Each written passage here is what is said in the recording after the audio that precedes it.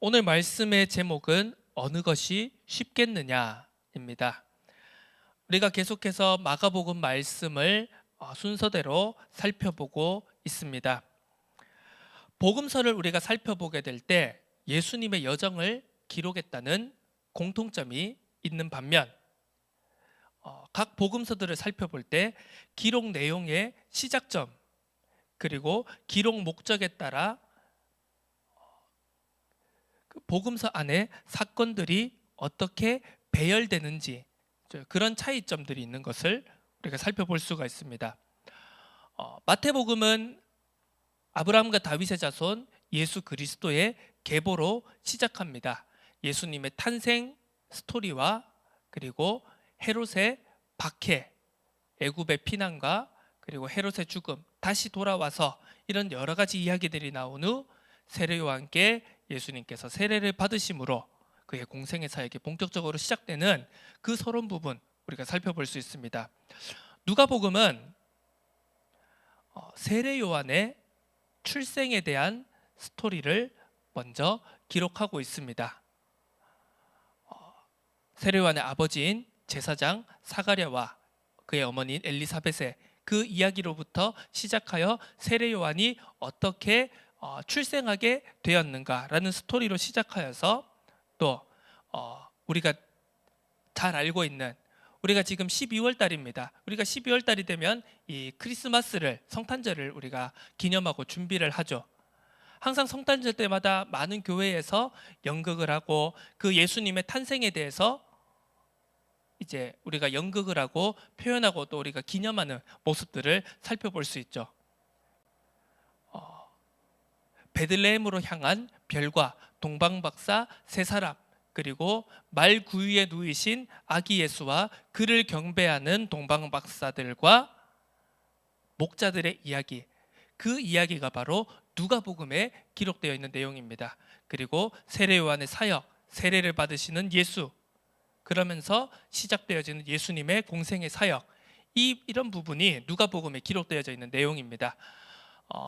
다 똑같은 예수님의 여정을, 예수님의 공생의 사역을 기록하고 있지만 어떤 부분부터 시작하는가, 그리고 어디에 더 초점을 두어서 기록하는가가 이 사복음서가 각자 가지고 있는 차이점이고, 또 그것이 우리가 각 복음서를 통해서 우리가 어떤 부분을 살펴봐야 되는가, 어떤 핵심과 어떤 강조점을 살펴봐야 하는가, 우리가 이것이 사복음서를 마주하는 올바른 자세일 것입니다. 마가복음은 이 마태복음과 누가복음과는 좀 다르게 예수님의 탄생 기사, 세례 요한의 출생, 이러한 사전적인 사전 배경의 언급 없이 바로 예수님의 세례와 갈릴리에서의 사역을 시작으로 기록이 나타나는 것을 우리가 살펴볼 수 있습니다. 여기에 대해서는 앞서 설명드렸던 것처럼 이 로마적인 배경과도 무관하지 않을 것입니다. 로마 사람들은 굉장히 좀 실질적이고 좀 합리적이고 눈에 보이는 것, 이성적인 것을 굉장히 추구하고 말보다는 철학보다는 행동을 중시하는 경향이 있었기 때문에 그 로마 문화권에 살아가는 그리스도인과 그 로마 문화권에 살아가는 사람들에게 이 복음서가 전달되어졌다는 것을 감안할 때는 이 마가복음은 그런 사정 배경, 계보가 어떻고 족보가 어떻고 그리고 이 사람이 어떻게 탄생하였는가라는 그런 사전적 배경 지식보다는 바로 예수님은 어떤 분이시고 어떤 일을 하였다라는 것으로 시작했다. 마가복음에 이런 배경이 있음을 우리가 살펴볼 수 있습니다. 일반적인 기록이 다 그렇듯이 모든 기록의 앞부분, 그러니까 우리가 서론 부분이라고 하죠. 책에도 이 본론이 시작되기 전에 서론 파트가 있습니다. 그러면 이 서론이라는 것은 어떻게 보면 본론보다는 중요하지 않을 것처럼 보이지만 사실 그 서론을 자세히 읽어보고 살펴본다면 그 기록을 남긴 저자가 어떤 생각을 가지고 있고 어떤 목적을 가지고 있고 이 기록을 통해서 이 기록을 읽는 사람들이 어떻게 받아들였으면 좋겠다 하는 그 모든 요약들이 정수로 담겨져서 이 서론에 나타나 있다는 것을 우리가 살펴볼 수 있습니다. 이 서론의 앞부분에서 기록 전체를 아우르는 핵심이 있다 봐도 무방할 것입니다. 마가복음의 첫 부분은 어떻습니까?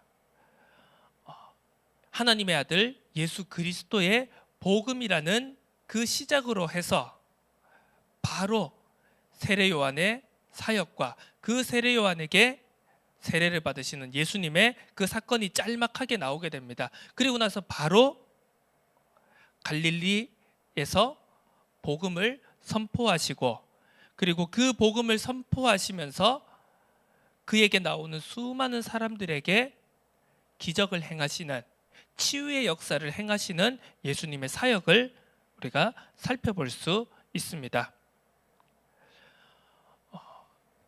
마가복음 1장에서는 계속해서 예수님의 치유 사역에 관해서 나오고 있습니다. 갈릴리에서 복음을 전하시고요, 어부들을 부르셨습니다. 그리고는 더러운 귀신 들린 사람을 고치셨습니다. 많은 사람을 고치셨고요, 또 나병 환자를 고치셨습니다. 이 당시에 나병 환자는 공동체에 속할 수 없는, 나병이 발생했다, 흔히 우리가 말하는 문둥병 이렇게 생각할 수 있겠지만, 우리가 원래 이 중동 지역에서는 우리가 흔히 생각하는 우리나라에서 볼 수 있는 그런 문둥병, 이제 살이 무감각해지고 감각이 무감각해지고 살이 썩어 들어가서 살이 막 떨어져 나가는 그러한 문둥병이 아닌 좀 포괄적인 피부 질환으로, 악성 종양이라든지 피부 질환 정도로 우리가 생각할 수 있겠습니다. 성경을 번역하는 과정에서 이제 이해하기 쉽게 문둥병이다, 나병이다 라고 번역하기는 했지만요, 사실은 엄밀히 말하면은 우리가 아는 나병이 아니라 악성 피부병, 넓은 범위의 악성 피부병이라고 보는 것이 더 맞을 것입니다. 어쨌든 이 나병 환자를 깨끗하게 하셨습니다. 이 당시 나병 환자, 앞서 말씀드렸듯이 공동체에서 함께 할 수 없는 사람이었습니다. 나병이 발생했다, 피부병이 발생했다라고 하면은 그 즉시 성 밖으로, 그리고 구약 시대 때는 진영 밖으로 쫓겨나서 피부병이 완전히 낫기 전까지는 다시 공동체에 속할 수 없는, 공동체의 모든 것에 참여할 수 없는 그런 저주받은 사람이다라는 인식이 있었죠. 그 나병 환자를 예수님께서 고치셨습니다. 마가복음 1장 40절에서 45절까지 나오는 내용이죠. 어땠습니까? 예수님께서 나병 환자를 고치시고 모세의 율법에 기록된 대로 아무에게도 알리지 말고 제사장에게 네가 나병이 완전히 완치되었다는 것을 보여주고 판정받아서 다시 공동체에 속할 수 있도록 해라. 아무에게도 이르지 말라. 제사장에 가라. 이렇게 말씀을 하셨죠. 그런데 이 고침받은 사람은 어떻게 했습니까? 그러나 그 사람이 나가서 이 일을 많이 전파하여 널리 알렸다고 했습니다. 그렇게 되자 어떻게 되었습니까? 예수님께서 다시는 드러나게 동네로 들어가실 수 없었습니다. 안 그래도요, 수많은 기적을, 치유를 행하시면서 많은 사람들에게 이미 주목받는 상황이 되었는데, 이제 나병 환자까지 고쳐버리니까 더 많은 사람들이 예수님께 주목하고 많은 사람들이 예수님께 고침받기 위해서, 병을 고침받기 위해서 몰려드는 상황이 되었던 것입니다. 그래서 예수님께서 드러나게 동네로 들어올 수가 없는 상황이 일어나게 된 것이죠. 그러면서 동네 바깥, 도시 바깥, 성 바깥에 한적한 곳에 주로 머무셨다. 이것으로 마가복음 1장이 마치게 됩니다. 그러면서 오늘 본문 말씀 마가복음 2장 1절에서 12절의 말씀이 시작됩니다.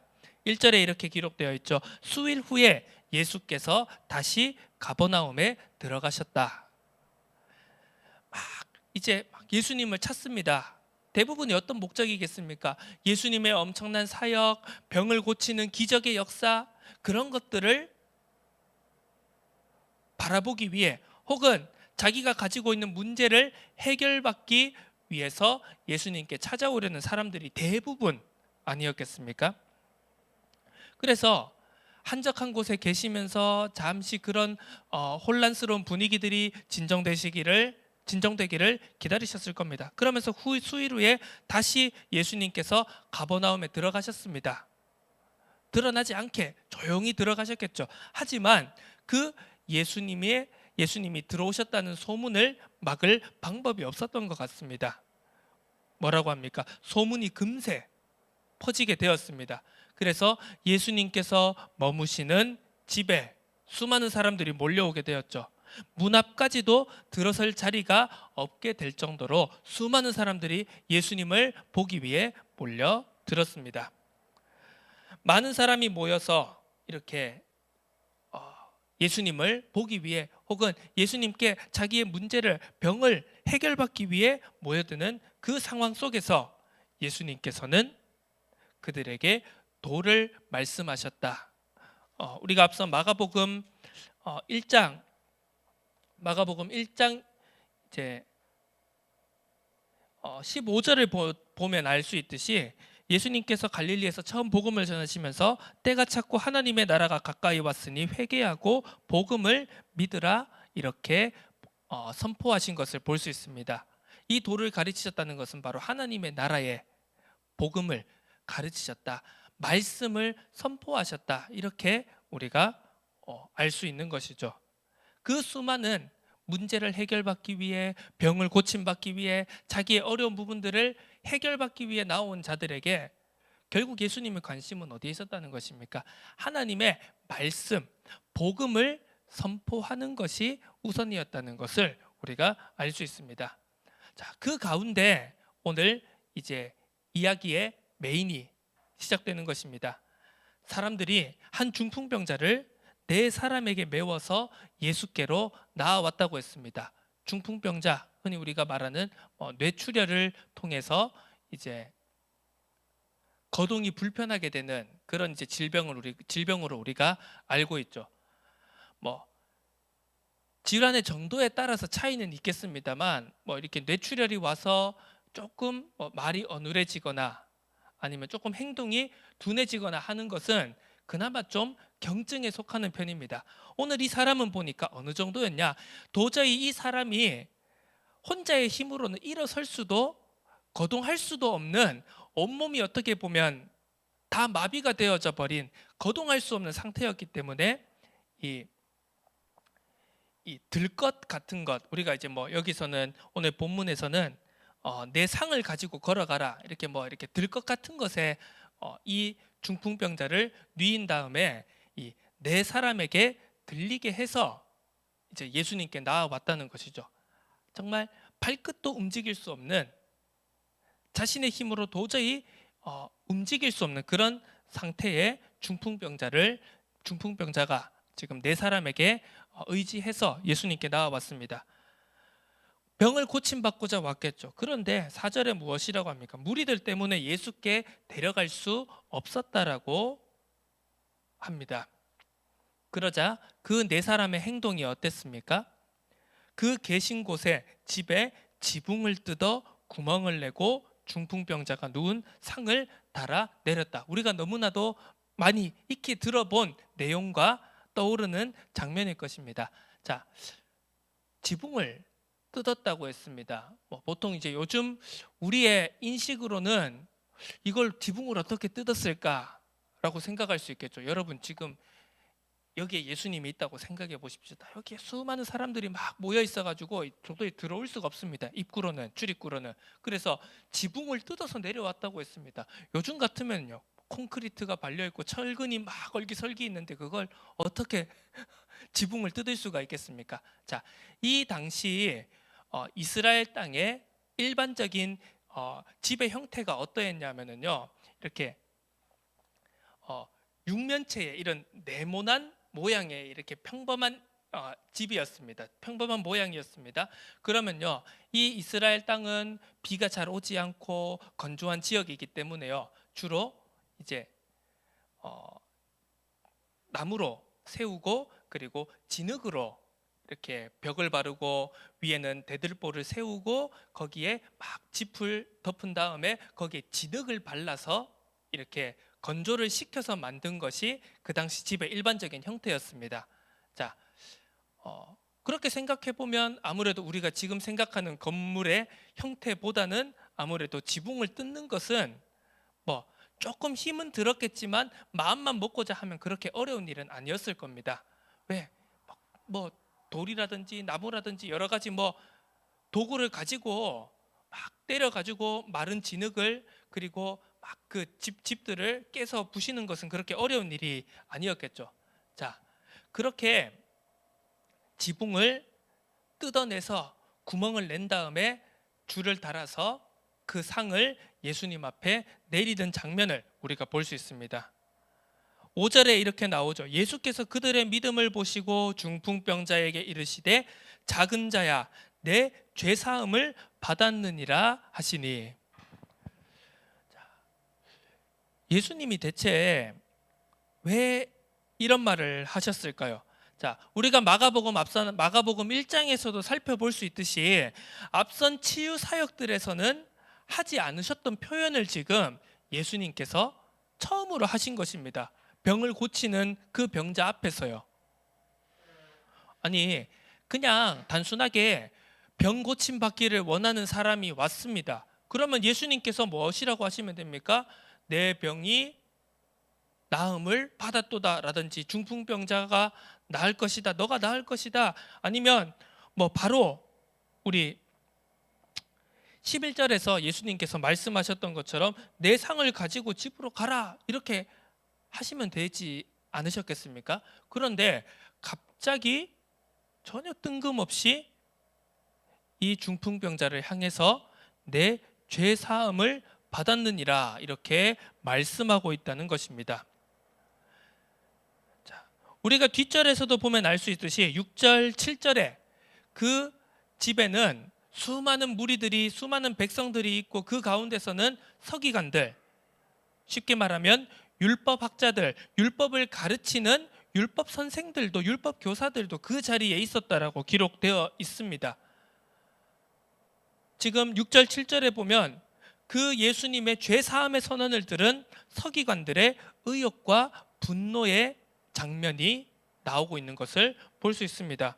어떤 서기관들이 거기 앉아 있다가 마음에 생각하기를 이 사람이 어찌 이렇게 말하는가 신성모독이로다 오직 하나님 한 분 외에는 누가 능히 죄를 사하겠느냐.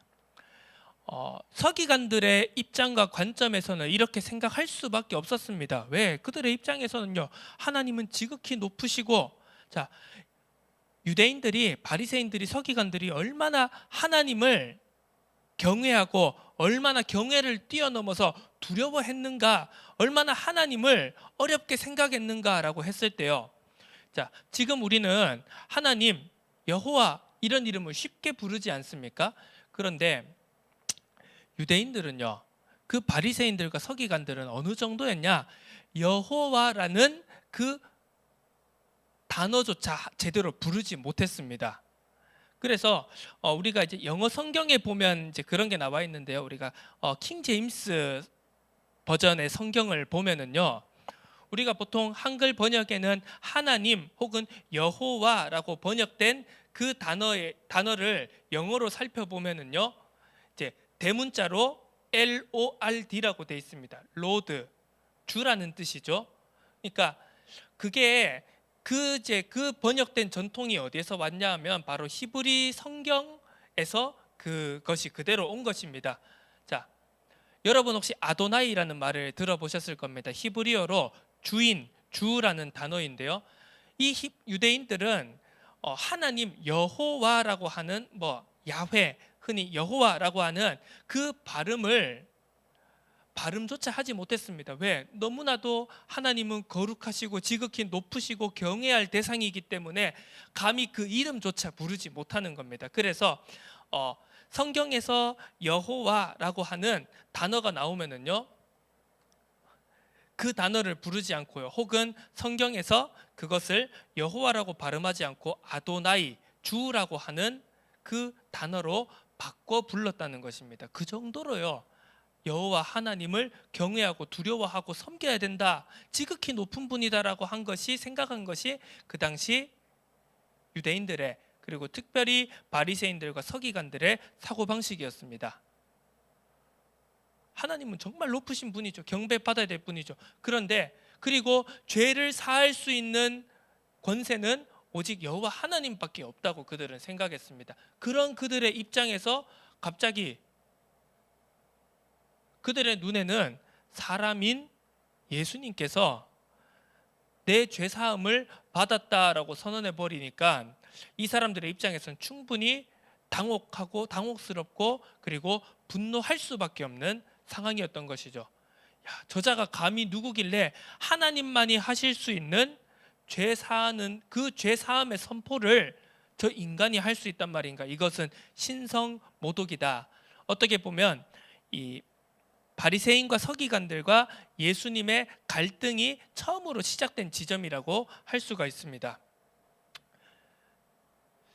예수님께서 과연 서기관들이 그런 생각을 할 걸 모르셨을까요? 예를 한번 들어보겠습니다. 우리가 보통 이 여러 사람들끼리 같이 있다 보면은요, 이게 뭔가 이 위생적으로 조금 되게 깔끔한 사람이 있는 반면에 조금 정리 덜 되고 조금 지저분해도 그렇게 그게 크게 신경이 쓰이지 않는 사람이 있습니다. 그것은 성향 차이겠죠. 자, 예를 들면은요, 거의 결벽에 가까울 정도로 모든 것을 깔끔하게 치우고 청소하고 소독하고 막 위생적으로 엄청난 그 위생관념이 있는 사람 앞에서요, 그 사람 앞에서 막 물건을 어지럽히고 지저분하게 하고 막 흙 만지고 그 손으로 막 음식 먹고 그러면은요, 자, 그 위생관념이 철저한 사람이 그 사람의 모습을 보고 어떤 생각을 할지 추측하는 건 너무나도 쉽지 않겠습니까? 야, 내가 저 사람 앞에서 더러운 행동을 할 때, 위생적으로 저 사람의 위생관념에 반하는 행동을 할 때 저 사람이 어떤 생각을 할지 너무나도 우리는 상상할 수 있지 않겠습니까? 이것은 꼭 그 사람의 속마음을 혹은 그 사람의 마음을 읽을 능력이 없다고 하더라도 그걸 예상하는 건 너무나도 쉬운 일입니다. 자, 예수님이 과연 서기관들이 예수님 자신이 그 중풍병자의 죄 사함을 선포하는 그 선포가 서기관들에게 걸릴 것이라는, 그 사람들이 분노할 것이라는 그 예상을 예수님께서 못 하셨을까요? 그게 아니라는 것이죠. 그럼에도 불구하고 예수님들은 그 서기관들이 모여있는 앞에서, 그리고 모든 사람들이 모여있는 앞에서 중풍병자의 죄를 사하신 모습을 우리가 살펴볼 수 있습니다. 8절에 이렇게 기록되어 있습니다. 그들이 속으로 이렇게 생각하는 줄을 예수께서 곧 중심에 아시고 이르시되.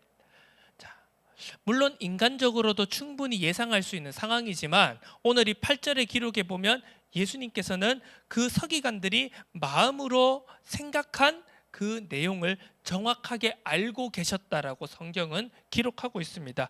오늘 이 예수께서 곧 중심에 아셨다라는 말은요, 우리가 원어적으로 살펴볼 때 그의 영으로 아셨다라는 의미가 담겨져 있습니다. 그 말인즉슨 무엇이겠습니까? 예수님이 그들이 뭐라고 생각하는지 겉으로는 드러내지 않으셨지만 예수님의 영으로 이미 그 사람들의 마음속에, 서기관들이 마음속으로 생각하던 바를 읽으셨다라는 의미이겠죠. 영적이고 신비의 영역이겠습니다. 그런 줄을 아시고 예수님께서 그 서기관들에게 질문하셨습니다. 9절과 10절에 이렇게 말씀하고 있습니다.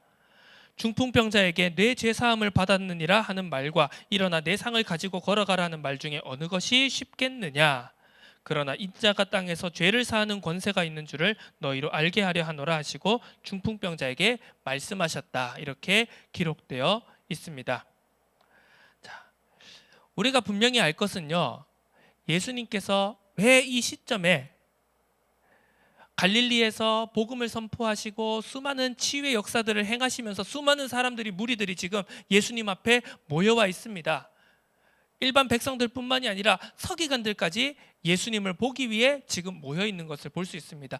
왜 이 시점에 예수님은 앞서 행하셨던 치유의 사역과는 다른 죄를 사하시는 선포를 하셨을까? 왜 서기관들이 분노하고 이것이 바로 바리새인들과 서기관들과의 갈등의 시작점이 될 것을 뻔히 아셨으면서도 왜 이 죄사함의 선포를 하셨을까? 마가복음의 시작은 하나님의 아들 예수 그리스도의 복음의 시작이다라고 기록하고 있는 것을 우리가 기억할 것입니다. 예수님은요, 탁월한 인간으로서, 탁월한 능력을 가진 자로서 이 치유를 나타내신 게 아니라, 역사를 나타내신 게 아니라 바로 하나님의 아들로서 능력을 행하신 것이다. 이것이 바로 오늘 본문 말씀이 우리에게 전하고자 하는 진짜 의미인 것입니다. 이스라엘 땅에 400여 년 만에 지금 세례 요한이라는 엄청난 선지자가 나타났고요. 그리고 뒤이어서 예수라고 이름하는 엄청난 능력을 행하시는 선지자 같은 자가 지금 이스라엘 땅에 나타난 것입니다. 수많은 사람들이 열광했겠죠. 야, 저분이 메시아가 아닐까? 저분이 우리를 이 비참하고 어려운 이렇게 압제당하고 이방 민족들에게 지배당하는 이 어려운 상황에서 우리를 구해줄 진짜 메시아가 아닐까? 우리의 어려움을, 이 병의 문제를, 여러 가지 어려운 삶의 문제를 해결해줄 그런 구원자가 아닐까? 수많은 사람들이 그렇게 생각했겠죠. 그런데 어디에 그치느냐? 이스라엘 사람들의 생각에서는 아직까지는 이 예수는 탁월한 인간 선지자였을 뿐입니다. 그래서 예수님께 나아간 대부분의 사람들은 하나님의 나라의 복음을 들으러 오는 사람들보다는 자기의 문제, 나타난 현상을 해결하는 정도의 수준에 머무른 그 정도의 인식이 예수님을 바라보는 사람들의 인식이었던 것입니다. 예수님의 제1목적은 병 고침이 아니었습니다. 물론 예수님이 우리가 복음서를 살펴보면 어려워하고 힘들어하고 병들어서 정말 어려운 모습으로 예수님 앞에 나오는 수많은 무리들을 보시고 불쌍히 여기셨다라고 기록되어 있지만요, 그 무엇보다도 예수님의 가장 주된 사역, 주된 목적은 병 고침이 아닌 바로 내가 누구냐라는 바로 자기 정체성 선언에 있었다는 것을 우리가 절대로 놓치지 말아야 됩니다. 내가 그저 병이나 고쳐주는, 너희의 나타난 문제만을 해결해주는 그러한 선지자로, 그러한 메시아로, 그러한 인간 메시아로 온 것이 아니라 바로 하나님의 아들, 바로 내가 그리스도로 이 땅에 온 것이다. 그리스도로서, 하나님의 아들로서 너희에게 왔고, 그리고 너희에게 하나님의 나라의 복음을 선포하는 것이다. 이 자기의 정체성을 선포하였던 것입니다. 그것이 바로 오늘 이 본문 말씀의 주된 내용이자 의미인 것입니다. 우리가 신앙을 가지고 있습니다. 우리가 믿음 생활을 합니다. 우리가 일평생 그리스도인으로서 믿음을 가지고 복음을 가지고 살아갈 것입니다. 그런데 우리가 이 믿음을, 복음을, 예수 그리스도를 바라보고 붙잡는 관점은 어디에 있습니까? 세상이 말하는 육신적인 좋은 소식에 있습니까? 아니면 비록 내 문제는 여전히 해결이 안 되고 내 상황은 여전히 힘들지만 하나님의 아들 예수 그리스도의 복음을 우리가 붙잡고 있는 것입니까? 이 사실을 우리는 분명히 알아야 되는 것입니다. 속담에 이런 말이 있습니다. 뭐로 가도 서울만 가면 된다. 혹은 좋은 게 좋은 거다. 이런 말은 어떤 의미를 담고 있습니까? 원인보다, 과정보다 결과만 나오면 그만이다. 결과만 나오면 모든 것이 다, 앞에 있는 것은 생각 안 해도 된다라는 그런 의미가 담겨 있지 않겠습니까? 자, 결과만 나오면 되는 것입니까? 어떻게 되든 내가 원하는 답과 내가 원하는 결과만 나오면 과연 그것이 바른 것이고 옳은 것입니까? 우리는 그 질문을 근본적으로 던져봐야 하는 것입니다. 자, 현상을 해결해도요, 근본 문제가 본질이 해결되지 않으면 나타나는 현상은 문제는 계속해서 반복되어질 수밖에 없습니다. 자, 예수님께서 이 중풍병자의 병을 그냥 고치셨다고 쳐봅시다. 중풍병이 나았습니다. 그 사람이 자유함을 얻었습니다. 그런데 그 사람이 안 죽습니까? 그 당시에 중풍병은 나았지만 결국 그 사람은 언젠가 죽을 수밖에 없다는 것입니다. 그것이 바로 인간이 가지고 있는 본질적인 문제이자 본질적인 재앙인 것이죠. 창세기 3장 이후에 그 저주와 재앙, 죄의 문제와 사망의 문제를 피할 수가 없는 것이 바로 인간이 가지고 있는 가장 본질적인 문제라는 것입니다. 성경은 우리에게 그것을 말하고 있는 것이죠. 인간의 노력으로 나라를 세웁니다. 인간의 노력으로 제국을 건설합니다. 칼로 평화를 유지합니다. 그것이 과연 언제까지이겠습니까? 로마가요, 로마의 힘과 로마의 질서에 의한 평화를 만들어냈습니다. 그것이 언제까지였겠습니까? 물론 인간의 시간 안에서는 그것이 굉장히 긴 시간이었습니다. 수백 년 되는 시간이었죠. 하지만 결론적으로 언젠가는 다시 무너질 수밖에 없는 나라라는 것입니다. 언젠가는 다시 무너질 수밖에 없는 질서와 평화라는 것입니다. 하나님 떠난 인간의 근본이 해결되지 않았다는 말이죠. 죄의, 사망의 종노릇하는 근본을 인간이 해결할 수 없다는 것을 성경은 우리에게 분명히 말씀하고 있는 것입니다. 자, 11절 12절에 예수님께서 이제 비로소 그 중풍병자에게 말씀하십니다. 내 상을 가지고 일어나 집으로 가라. 그러자 중풍병자의 병이 나음을 입게 되었습니다. 12절에 이렇게 나와 있죠. 그들이 다 놀라 하나님께 영광을 돌리며 이르되 우리가 이런 일을 도무지 보지 못하였다 하더라. 하나님께 영광을 돌렸다라고 했습니다. 자, 이 영광을 돌렸다라는 표현은 마가복음에서 이 2장 본문에서만 유일하게 한 번 나오는 표현입니다. 하나님께 영광을 돌렸습니다. 그 중풍병이 나은 역사를 바라보며 사람들이 하나님께 영광을 돌렸다라고 했습니다.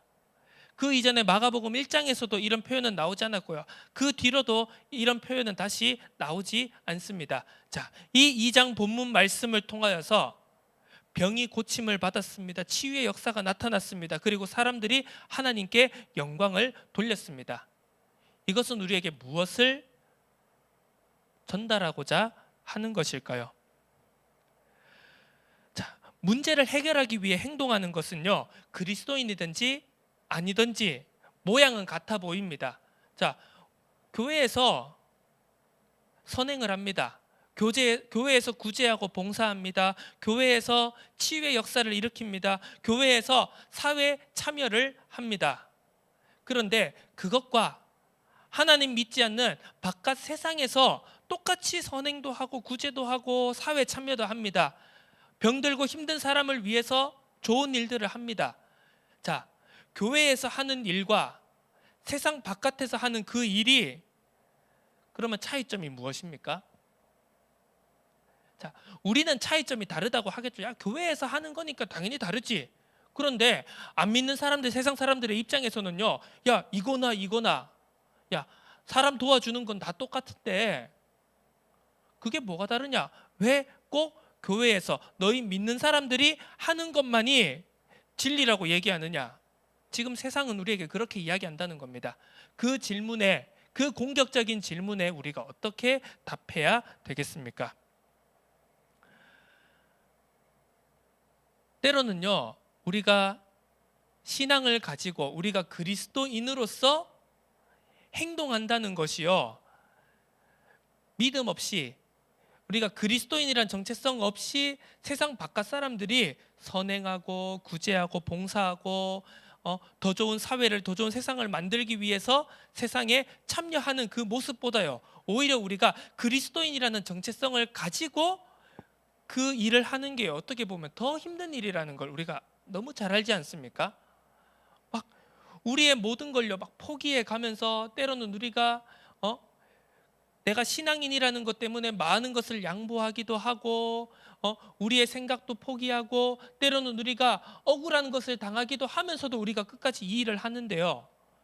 왜 우리가 굳이 그리스도인이라는 정체성을 나타내면서 이 일을 해야 되는 겁니까?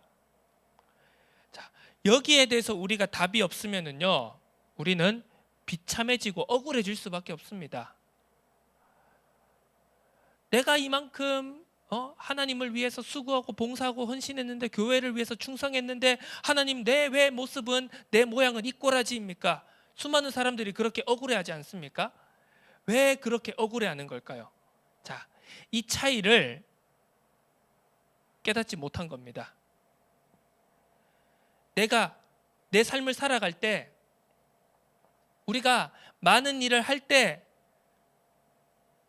우리가 복음을 위해서, 우리가 교회를 위해서, 우리가 믿음을 위해서, 세계 복음화를 위해서 우리가 살아가고 우리가 무엇인가를 한다라고 할 때, 우리가 하나의 직업을 가지고 어떤 일을 하고 이 세상 가운데 참여하면서 이 세상 속에서 살아가면서 수많은 일들을 할 때, 그 일이, 우리의 하는 그 행동들이 어떤 차별점을 가지고 있냐는 겁니다. 어떤 유일성을 가지고 있냐는 것입니다. 그 차이점을 모른다면요, 차라리 우리는요, 믿음 안 가지고 이 복음 없이, 신앙 없이 하는 게 오히려 더 편하다는 것입니다. 덜 비참하고 덜 억울하다는 말이죠. 그런데도 불구하고 왜 우리는 이 정체성을 가지고 세상에서 살아가야 됩니까? 우리의 행동은 죄를 사하는 권세가 있다는 것을 오늘 본문은 분명히 우리에게 말씀하고 있습니다. 다시 말해서 근본을, 본질을 해결하는 능력이 있다라는 것을 성경은 오늘 우리에게 분명히 말씀하고 있는 것입니다. 이것이 바로 복음을 나타내며 살아가는 우리가 절대 놓치지 말아야 될 핵심인 것입니다. 예수님은요, 자신이 반대받을 것을, 그리고 비난받을 것을, 또 이것을 계기로 결국은 바리새인들과 서기관들이 자신을 죽이고자 하는 것을 분명히 아셨을 겁니다. 하지만 그럼에도 불구하고 예수님은 이 중풍병자에게 내 죄사함을 받았다라는 선언을 분명하게 하셨습니다. 자, 어느 게 쉬운 길입니까? 자, 그냥 우리가 열심히 하는 것은, 최선을 다하는 것은, 우리가 열심을 내는 것은 어떻게 보면 굉장히 쉬운 일입니다. 그건요, 굳이 신앙이 아니라도, 우리가 믿음을 가지고 있지 않더라도 세상 사람들도 다 하는 일입니다. 그런데 그럼에도 불구하고 왜 우리는 더 어려운 길을 가는 것입니까?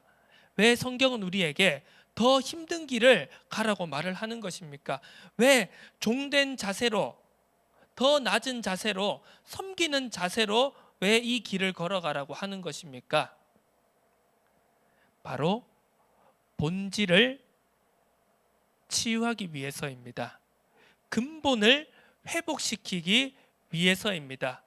바로 죄와 사망의 그 권세를, 그 저주를 해결할 수 있는 해답이 오직 하나님의 아들 예수 그리스도의 복음에만 담겨져 있다는 것을 성경은 우리에게 분명히 말씀하고 있는 것입니다. 물론 세상의 길이 더 쉬워 보입니다. 지중해 세계를 정복했던 알렉산더 대왕의 일화가 있습니다. 막 매듭이, 어떤 밧줄에 매듭이 묶여져 있습니다. 어떤 지역에. 그 매듭을 푸는 자가 전 세계를 지배하는 제왕이 될 것이라는 전설이 있었다고 합니다. 수많은 사람들이 그 매듭을 풀려고 하는데요, 아무도 그 매듭을 풀 수 없었다는 것입니다. 그 이야기를 들은 알렉산더 대왕이 어떻게 했는지 아십니까? 칼을 빼들어서 그냥 그 매듭을 잘라버렸습니다. 이것이 무엇을 의미하는 것이겠습니까? 그것이 바로 세상의 방법입니다. 하지만 복음의 방법은 다릅니다. 하나님의 아들 예수 그리스도의 복음의 방법은 다릅니다. 더 낮은 자세라도, 내가 때로는 죽음에 준하는 고난과 어려움의 길을, 그 쉽지 않은 길을 가더라도 결국은 살리고 치유하고 본질을, 근원을 회복하는 그 길이 바로 성경이 우리에게 말하는 복음의 참된 길임을 우리는 분명히 붙잡아야 될 것입니다. 어려운 길 가운데 본질을 회복시켜 나가는 하나님의 뜻과 계획이 나를 통해, 우리를 통해 성취되어지는 역사, 그 축복을 체험하는 우리의 언약의 여정이 되어지기를 주님의 이름으로 축복합니다. 함께 기도드립니다. 하나님 아버지, 감사드립니다. 본질을 회복하는, 근원을 회복시키는 우리의 삶이 되도록 하옵소서. 그것이 바로 세상과는 차별되는, 세상과는 다른 유일한 해답임을 깨닫고 누리는 우리의 삶이 되도록 축복하여 주옵소서. 예수 그리스도의 이름으로 기도드립니다. 아멘.